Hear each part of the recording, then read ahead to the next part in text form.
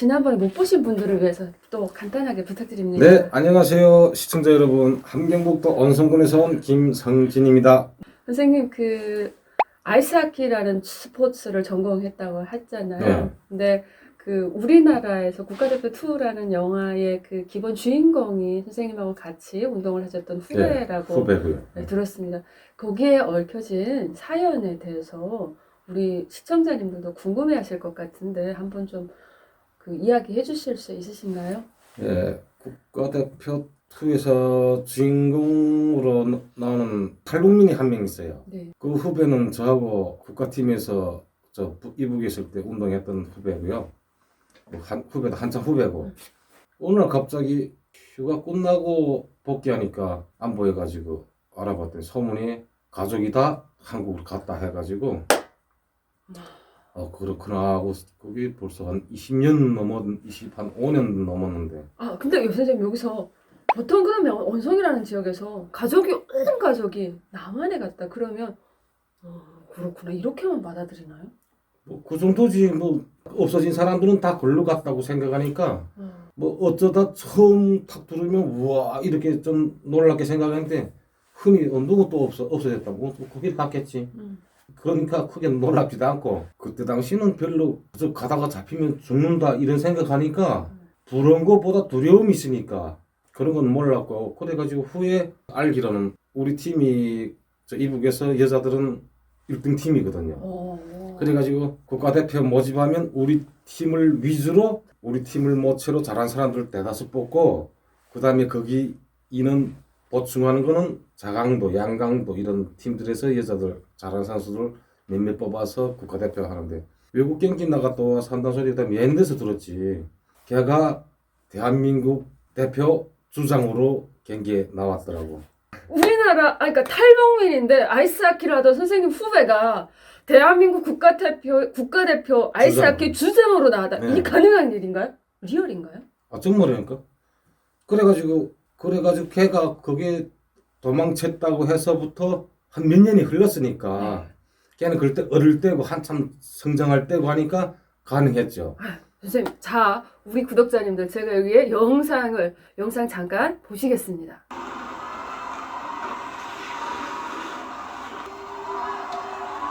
남북한 선수들이 압수를 하고 있습니다. 여자 아이스하키 첫 번째 국제대회 남북 대결이 곧 시작될 텐데요. 자, 북한 선수들이 한국 11번 이지원 선수와는 압수를 하지 않고 그냥 지나쳐버리는군요. 이런 상황이 연출되나요?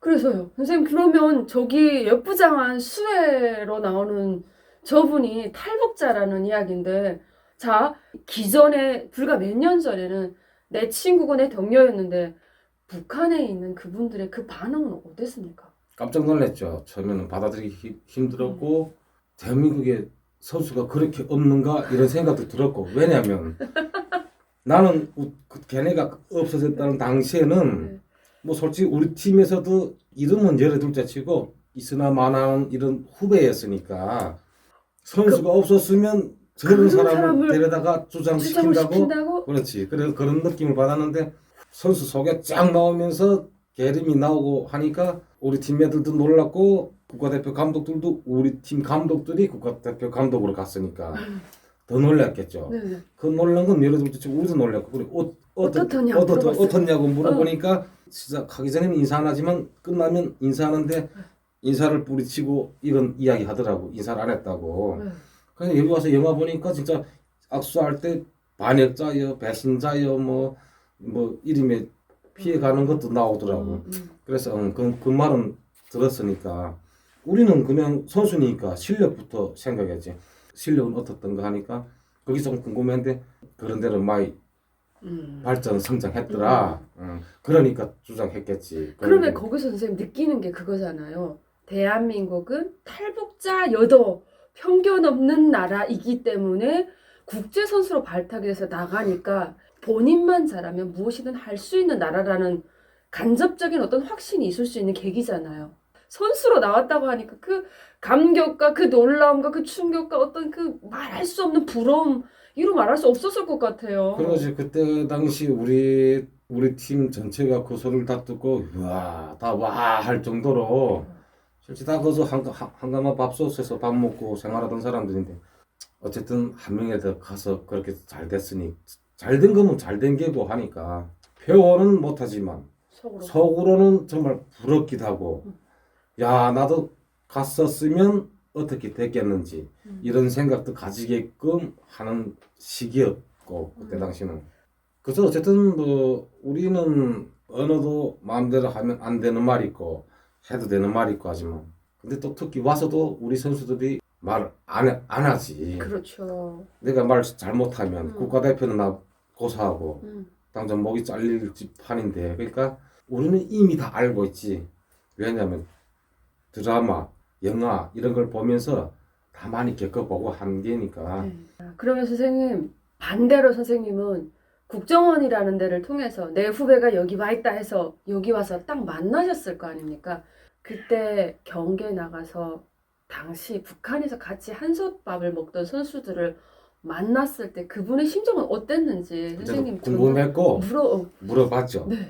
이 선수를 찾기는 국정원에서는 안 되고 하나원에 넘어와서 컴퓨터 배우면서 네. 빙상 연맹 거기로 알아보고 전화번호 나오더라고요. 공중전화 우리는 쓰니까 하나원에서는. 그래서 전화했더니 선수 생활이 마지막 시기 그때 당시인데 전화해서 물어봤어. 황보영이라는 선수 어떻게 만날 수 있냐고 전화번호 좀 어떻게 알 수 있냐고 하니까 그 협회에서 누구냐고 누군데 물어보나 이래가지고 자 저 지금 여기 하나원이라는 데인데 이북에서 온 사람이고 찾는 원인은 나도 그래서 아이스하키 운동하면서 후배로 운동하던 선수라 보고 싶고 목소리 듣고 싶어서 전화했다. 본인하고 물어보고 남겨주겠다 해가지고 다음날에 또 전화하니까 전화번호 알려주더라고요. 네. 그러니까 인천 집 밖으로 나와서 휴대폰 만들고 개통해서 그러면 이제 만나자 해가지고 집에 그때 내가 주말에 찾아갔지. 집에 엄마 있고 난 동생하고 엄마도 엄청 반가워하지. 뭐 한 동네에서 살았으니까. 그래서 막 거기서 야 너 대회 나왔을 때 우리 팀에 누구 간에 또래거든. 그래가지고 뭐이라 어떻게 이야기하더라 하니까 야 자기는 다른 사람들이 다 그래도 반역자요 뭐 배신자요 뭐 이즘에 자기를 피해가도 누구만큼만은 손잡아줄 줄 알았다. 자기도 진짜 그러니까 같이 생활하면서 가장 가까웠던 친구지. 근데 그게 북한에서 그럴 수가 없잖아요. 그러니까 그 친구도 솔직히 부둥켜 안고 울고 싶고 뭐 하고 싶었지만 그 사람도 역시 할 수 없이 언니들이 피하면 같이 피해야 되고 이런 실정이고. 그러면 북한 당조직으로부터 자기만 두드려 맞을 수 있으니까 그러니까. 어떤 처벌이 내려질지 모르니까 눈치를 보고 다시는 뭐 국가대표 뭐 희망도 없지 그렇게 되면. 그래가지고 얘는 또 얘대로 서운함을 가지고 있고 그래서 내가 넌 여기 와서 전 10년 넘게 살았으니까 얘만큼은 손을 잡아주겠지.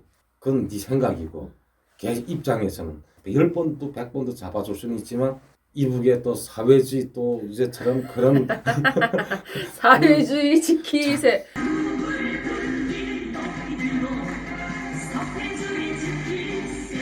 장군님이 또 그런 전사들은 또 그렇지 않잖아. 아이고 그래 열심히 사회주의 지켜라 우리 남한 먼저 왔다 먼저 남한에 와서 국가대표로 하고 싶은 운동도 하고 자유를 마음껏 누리는 그 선수가 훨씬 더 승자인 거는 맞습니다. 그들의 그 안타까운 마음을 저는 읽을 수 있을 것 같거든요. 우리 모두는 북한에서 그런 생활을 겪어봤기 때문에 그걸 너무 잘 알고 있잖아요. 그런데 사람과 사람이 만나고 친구와 친구가 만나서 그런 극적인 몇 년 만에 만나는 그 순간에도 회포조차 나눌 수 없고 악수도 주고받을 수 없는 그런 잔혹한 환경에서 우리가 산다고 생각하니까 가슴이 답답한 거는 어쩔 수가 없네요. 또 그리고 그 황보영 선수 입장에서는 또 어떤 부분이 반가웠거나 좀 생각되는 게 있었다고 얘기했나요? 다른 건 없었어요? 다른 건 없고 솔직히 경기장에 들어가서 퍽을 집었다 하면 막 거저 날라들어오고 똑같이 그 영화에서도 그런 장면들 나오는 것 같은데 네. 내래도 아무래도 그랬을 것 같아요. 그래서 그때 당시 실력은 북한이 엄청 우세했고 막 10대 0 뭐 이렇게 이기다 하더라고. 우리 애들이 경기 갔다 와서 이야기하는 걸 보니까 대한민국이 어떻게 할까? 아, 우리 오죽하면 10대 0 뭐 이렇게 이기겠냐고 이 정도라고. 북한 애들 원래 자랑 잘하지. 근데 그 영화에서 보다시피 선수들 선발할 때 정말 어중이 떠중이 데리다가 선수 선발해가지고 그렇죠. 시작한 팀이라 그러니까 근데 또 주장이라 해도 또 탈북자라고 해서 또 내부 분열 다 그 똑같이 하다 보니까 뭐 실력을 떠나서 어쨌든 만났다는 게 중요한 게고 그렇죠. 만났는데 표현하고 싶어도 못하는 북한 친구나 또 여기서 너만큼은 내 손 한번 잡아주겠지 했던 여기 친구나 사정은 사회주의고 자본주의고 이게 차이가 거기서 벌써 탁 나오잖아요. 네. 외국에서 특히 남한 국민과 남한 선수들을 대할 때 선수들에게 어떤 지침이나 이런 게 분명히 나올 때 있을 거 아닙니까? 그래서 사이 좋을 때는 어느 정도 대학까지는 허용해요.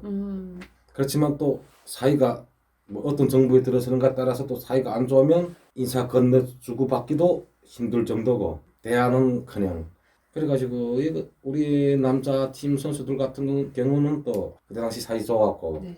호텔에 숙소 외국에 나가서 네. 잡으면 우리 남한 선수들이 형님 하면서 저녁에 몰래 앉아 같이 술도 마시고 좀 회포도 하고 이름의 이야기까지는 한 정도가 되고 뭐 보이부고 뭐 다 따라가지만 그럴 때만큼은 또 뭐 눈도 감아주고 이런다 하더라고요.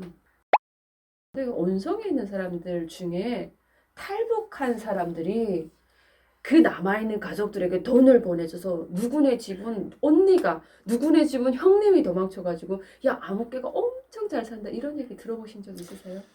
특히 딸들이 한국 온 집들 왜 아들은 한국 온 집은 안 도와주나요?